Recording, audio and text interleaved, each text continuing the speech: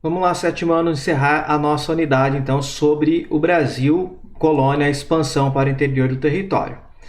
Só para lembrar, gente, tudo que nós estamos falando nessa unidade, sempre, por mais que tenha Brasil no título, né, Brasil, colônia, assim por diante, nós estamos falando de um momento em que o Brasil ainda não é um país independente. O Brasil, ele pertence a Portugal, era uma colônia de Portugal. Então, toda essa administração, tudo que está acontecendo no período que nós estamos estudando, era a responsabilidade de Portugal, era feito e produzido por Portugal. Isso é muito importante. Então, quando falamos de expansão para o território brasileiro, nós estamos falando de uma expansão de um território que é dominada por Portugal. Então, não é necessariamente do povo brasileiro, tá certo? Mas de Portugal. Bem, nós vimos nas aulas passadas, então, os bandeirantes, vimos como que se deu essa expansão para o interior, como que também surgiu a questão da criação de gado e como que a criação de gado ajudou a expandir para o interior do território. E agora nós veremos mais um elemento importante que colaborou para que se conhecesse o interior do território brasileiro. Então vamos lá conhecer um pouco mais sobre o tropeirismo. Bem, sobretudo na época da mineração, quando encontraram metais preciosos aqui na região das Minas Gerais, aquela região ela era muito rica nos metais preciosos, mas a produção de alimento era muito pequena. Ela era insuficiente para atender às necessidades das pessoas que estavam naquela região, sobretudo porque muitos foram para lá ao mesmo tempo, então cresceu rapidamente a população local, de forma que a produção de alimento daquela região não era suficiente para atender às necessidades. Outro motivo é que, além do inchaço populacional, é que poucas pessoas estavam interessadas na agricultura, uma vez que o garimpo era muito mais rentável. Quem trabalhava no garimpo tinha a oportunidade de, da noite para o dia, ficar muito rico. Já com a agricultura isso não é possível. Então, a agricultura não é tão atrativo quanto a mineração, quanto o garimpo. E aí, alguns agricultores e comerciantes de outras regiões perceberam essa deficiência da região mineradora, né, dessa falta de produtos básicos, de alimentos e assim por diante, e viram aí uma oportunidade de negócio. Se ninguém está interessado em oferecer um produto e as pessoas naquela região precisam desse produto, então eles vão lá oferecer para ganhar algum dinheiro. Então eles começaram a se deslocar até a região mineradora para vender essas mercadorias. Nesses deslocamentos, então, para obter o produto no litoral e vender na região da mineração, então eles viviam constantemente em viagem, portanto eles viviam de tropear. Então os tropeiros é aquelas pessoas que viajavam para fazer negócios, tá certo? Fazendo transporte de mercadorias e assim por diante. Então, os tropeiros, eles faziam comércio interno, ou seja, comprava produto de um lugar para vender de outro. Também fazia a condução das tropas de mula, né? Então aí o nome também dos tropeiros, eles conduziam tropas de animais, grupos de animais, sobretudo do sul do território para a feira de Sorocaba para vender. Fazia comunicação entre as distintas regiões, levando informações mensais e assim por diante. Eles também levavam cartas e jornais, então, para essas regiões mais distantes. Serviam como uma espécie de mensageiros também. E aí, esse comércio tropeiro vai se intensificar ainda mais com a mineração, como eu disse. Tá certo? Então, ele já existia em menor escala, com a mineração ele se intensifica bastante, sobretudo levando gado para a região das Minas. Tá certo? Um gado que vinha lá da Bahia ou do sul da colônia. Então, eram viagens longas, cansativas, porque eles conduziam aí, animais de uma região para outra, para distâncias bem longe. Da Bahia, São Paulo e Rio de Janeiro, alguns tropeiros também forneciam mercadorias da Europa, então que chegavam nos portos, então eles adquiriam para vender para o interior. Mais especificamente, os paulistas, os tropeiros paulistas, ainda conseguiam vender produtos manufaturados que eram mais simples do que os europeus, mas era suficiente para suprir a população mineira, a população da região das Minas. Descobriram a descoberta desses metais preciosos, então, vai mudar um pouco a dinâmica econômica do país, vai aquecer o comércio de escravizados, principalmente internamente, E aqueles proprietários de engenho lá do Nordeste que estavam sofrendo com a produção de cana-de-açúcar vão então levar esses escravizados que estavam lá com pouco trabalho na região da produção de açúcar, vai ser revendido na região das minas. Tá certo? Então há um deslocamento dentro do território muito grande a partir de agora. E aí algumas dessas expedições, desses tropeiros e daqueles que vendiam escravizados também, eles, para facilitar a viagem, principalmente quando a terra era mais desconhecida, eles acompanhavam o leito dos rios. Porque as vilas, as cidades, pelo menos as primeiras que vão surgir no interior, elas vão surgir na beira dos rios, porque é um lugar mais fértil, tem água potável, tem alimentação mais fácil. Então, as primeiras cidades vão priorizar o leito dos rios. Então, acompanhar os leitos dos rios é garantia de que vai chegar próximo de vilas e cidades, né? Que vai chegar nos seus objetivos. Porém, alguns desses rios eram rios muito grandes, eram rios caudalosos, um volume muito grande. Então, eles tinham que tomar cuidado com o período de cheias e vazantes dos rios, porque se o rio está no período de cheia, lá no verão, quando chove muito, está no período de cheia, eles vão ter dificuldade para atravessar esses rios, porque às vezes não é só seguir a margem do rio, às vezes é necessário fazer a passagem de um lado para o outro, ou até mesmo na margem, se está no período de vazante ali, o rio está transbordando, dificulta ali a viagem. Então, eles, quando faziam essas viagens nas margens dos rios, tendo esse cuidado com os períodos das cheias dos rios, esse tipo de expedição era chamada de monções. Então, as monções eram as expedições que seguiam o curso dos rios e que levavam em consideração as cheias e as vazantes dos rios, certo? Bem, esse comércio na região das minas, né, vai abrir novos caminhos para chegar até lá e facilitar o transporte de mercadorias. E esses novos caminhos foram extremamente importantes para ligar as diversas regiões do litoral para o interior e entre as cidades que já estão no interior. Lembre-se que o foco dessa unidade é como que houve a expansão para o interior do território. Então, deslocar dentro desse território é extremamente importante. E, claro, se você tem caminhos abertos, limpos, estradas para se deslocar, isso torna muito mais fácil, rápido e seguro. Tá certo? Porque quando não é assim, você tem que andar no meio de campo, vai ter que entrar no meio às vezes de mata, tem que ficar desviando de árvores, etc.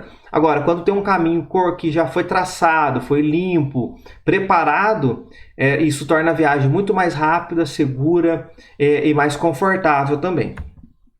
Então, esse comércio acabou forçando eles a criar essas estradas, essas trilhas. E, claro, que isso também contribui para o surgimento de novas vilas, principalmente no entroncamento dessas estradas. São lugares mais movimentados, se tornam pontos atrativos para a separada dos viajantes, para descansar. Então, logo alguém vai lá oferecer alguma coisa para eles. Como essas viagens demoravam várias semanas, então eles precisavam das paradas de descanso, cultivar roça de milho, cuidar dos animais, porque os animais precisam de se restabelecer para a viagem. E aí nesses pontos de parada, nos entroncamentos de estradas, etc., vão surgir novos povoados, pessoas que vão ali para fornecer serviços, hospedagens e assim por diante. Então, por exemplo, às vezes a viagem a cavalo, precisa de uma pessoa ali para trocar ali uma ferradura de cavalo, ou, enfim, oferecer qualquer tipo de serviço que eles tenham necessidade, e também a hospedagem, né, que eles possam dormir ali um pouco mais confortável, comer um pouco melhor e assim por diante. Um outro ponto importante também da interiorização desse território vai ser a atuação dos jesuítas. Nós já estudamos isso um pouco antes, né, as missões e as reduções jesuíticas, que é uma ordem religiosa que veio para cá com o objetivo de catequizar os nativos, né? Então eles tiveram uma participação muito importante desde lá do período inicial da colonização. Na apostila de vocês, lá na página 27, tem esse textinho falando sobre eles. Então no Brasil, o grupo, liderado por Manuel da Nóbrega, chegou ao Brasil em 1549, na comitiva de Tomé de Souza, o primeiro governador-geral. A introdução da companhia no Brasil não antecedeu somente as demais ordens regulares, mas também a fundação na Bahia do primeiro bispado, em 1551, ao lhes garantir assim o monopólio da atividade de conversão do gentio, ou seja, daquele que não é aquele que não é católico, e patenteava-se a confiança depositada nos jesuítas pelos monarcas portugueses. Ou seja, a primeira ordem religiosa que vem para o Brasil vai ser a dos jesuítas e vai ser responsável, inclusive, para a criação do primeiro bispado no Brasil, lá na região da Bahia. Então, eles tiveram um papel extremamente importante. O padre Manuel da Nóbrega, então, como nós já vimos, ele era da Companhia de Jesus, né, os jesuítas, que foi criado pelo Inácio de Loyola, nós vimos no texto agora há pouco, e eles eram referência na educação e na criação dos primeiros colégios, então daí a importância também deles no Brasil. Mas essa formação das missões, elas eram com foco nos indígenas, tá certo? Para catequizar esses indígenas. E os jesuítas no Brasil, então, se destacaram na proteção desses indígenas. Sobretudo porque eles eram contra a escravização indígena, tá certo? Por outro lado, num primeiro momento, eles tentaram criar as missões, as reduções, que respeitavam a cultura indígena, mas não em todos os pontos.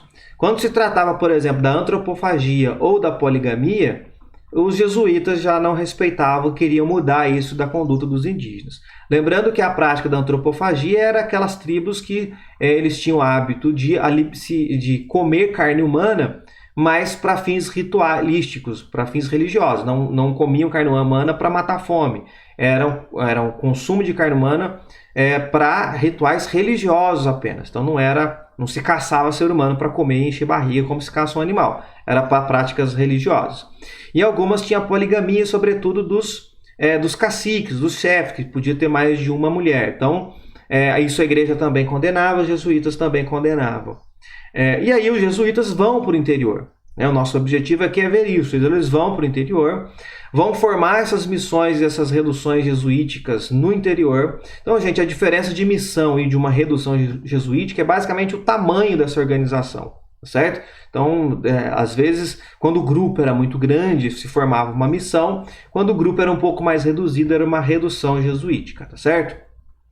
Essas missões, então, tinha o papel de catequizar os indígenas, então era lá que os indígenas eram catequizados. Nas missões, os indígenas aprendiam a tocar instrumentos musicais, a utilizar novas técnicas agrícolas e também a produção de artesanato. Os indígenas tinham já o seu conhecimento e tal, então produziam lá farinha, por exemplo, e os jesuítas pegavam esse produto que os indígenas faziam para comercializar, certo? Então, exploravam o trabalho dos indígenas. Acontecia também dos indígenas serem cedidos temporariamente para auxiliar no trabalho dos engenhos, tá certo? Trabalhar de graça, evidentemente, né? Um trabalho de escravidão. E aí, muitas dessas missões vão ser atacadas e destruídas. Não só pelos indígenas, que eram contra, evidentemente, que resistiam à atuação dos jesuítas, mas também pelos bandeirantes. Os bandeirantes atacavam as missões para capturar os indígenas. Lembra que um dos objetivos dos bandeirantes era capturar indígena para o trabalho escravo. E por que os bandeirantes preferiam atacar as missões, capturar os indígenas que estavam nas missões? Porque, teoricamente, entre aspas, esses indígenas estavam pacificados, ou seja, já tinham perdido o costume deles próprios e já tinham absorvido costumes dos europeus. Então, eles eram, de certa forma, mais acostumados não só aos trabalhos dos colonizadores, mas aos próprios colonizadores, tá certo? Então, eles eram mais fáceis de conduzir. E aí, esses bandeirantes atacavam, então, as missões. Bem, os indígenas, então, tiveram várias modificações na sua forma de viver, certo? Desde a chegada dos europeus aqui. Primeiro, que eles eram mão de obra, eram vistos como mão de obra, desde a extração do pau-brasil, lá no período pré-colonial, de 1500 a 1530. Mas, naquele primeiro momento, eles, de certa maneira, recebiam pelo trabalho. Como, por exemplo, objetos de metais, lá, os machados, os facões e aqueles adereços, as famosas bugigangas que aparentemente não tinham muito valor.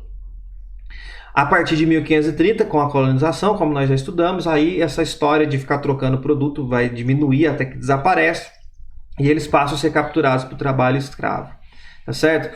Porém, eles vão resistir aos trabalhos escravos, eles não vão aceitar esse trabalho escravo assim facilmente. De que forma? Fazendo guerra, também fugindo, né, da dominação deles, uma vez que os indígenas conheciam muito bem o território e já os colonizadores não conheciam tão bem o território. Então isso facilitava muito nas fugas, eles tinham vantagem para a fuga, porque quando eles fugiam, eles sabiam para onde ir. Eles não se perdiam no meio do território. Já os colonizadores corriam o risco de se perder, certo? Bem, os jesuítas tentaram então coibir a escravização indígena, tentaram proibir essa escravização indígena, mas por outro lado também, os jesuítas educavam os indígenas na fé cristã, que já alterava profundamente a cultura indígena, e também ensinavam eles, educavam eles no trabalho no modelo europeu, que também era bem diferente da forma de trabalho dos indígenas, certo? Então, quer dizer, transformaram a vida dos indígenas profundamente. E, por outro lado, essas missões jesuíticas também contribuíram para desestabilizar o modo de existência indígena. Então, por mais que eles tentaram proteger os indígenas da escravidão, dar uma proteção para os indígenas, eles, por outro, destruíram a cultura indígena, colaboraram para destruir a cultura indígena. Muitas dessas tribos eram nômades ou seminômades. Quando se instalavam em missões jesuíticas, esses nativos acabavam se tornando sedentários, ou seja, deixavam de ser nômade ou seminômade e passavam a ter uma moradia fixa. O problema é que isso facilitava a captura deles, sobretudo pelos bandeirantes. Então, somando aí a escravidão com as doenças, vai reduzir consideravelmente a população indígena. Isso vai matar uma quantidade de índio muito grande, tá certo? Então, os próprios jesuítas são responsáveis pelas mortes dos indígenas. Não dá para colocar tudo na conta dos bandeirantes, tá certo? Então, os bandeirantes, sim, eram violentos, mas os jesuítas também foram responsáveis pela morte de um número muito significativo de indígenas.